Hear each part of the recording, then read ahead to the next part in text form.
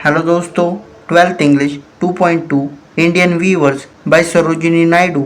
इस पोएम को आज अच्छे से समझेंगे, तो चलिए शुरू करते हैं। Weavers weaving at a break of day. सुबह का समय जीवन की शुरुआत का प्रतीक है। यह नवजीवन, आशा और ऊर्जा को दर्शाता है। Why do you weave a garment so गे?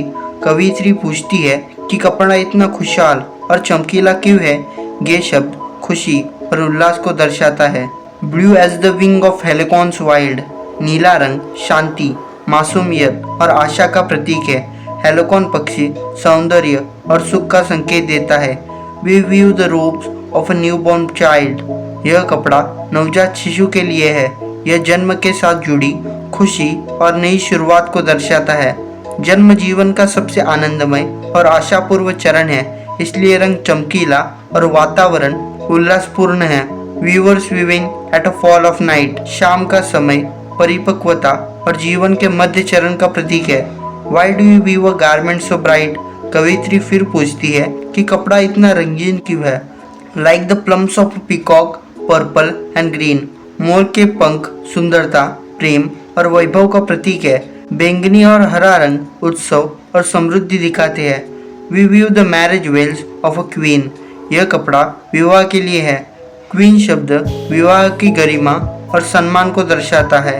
विवाह जीवन का उत्साहपूर्ण चरण है। यह प्रेम, जिम्मेदारी और सामाजिक जुड़ाव को दर्शाता है। Weavers weaving solemn and still.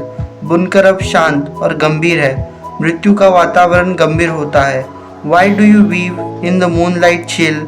चांदनी और ठंडापन मृत्यु की शांति और ठहराव को दर्शाता है। White as a feather and white as a cloud. सफेद रंग शांति, त्याग और आत्मा की पवित्रता का प्रतीक है। We weave a dead man funeral shroud.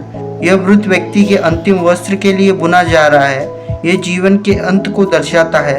मृत्यु को दुखद नहीं बल्कि शांत और स्वाभाविक प्रक्रिया के रूप में दिखाया गया है। What can we learn from this poem? The poem teaches that human life moves in a natural cycle of birth, marriage and death. Each stage has its own meaning and should be accepted calmly and gratefully. यह कविता सिखाती है कि मानव जीवन जन्म, विवाह और मृत्यु के स्वाभाविक चक्र से होकर गुजरता है। हर अवस्था का अपना महत्व है और उसे सहजता व शांति से स्वीकार करना चाहिए। So always remember, life is a continuous cycle and every stage must be accepted with peace and dignity.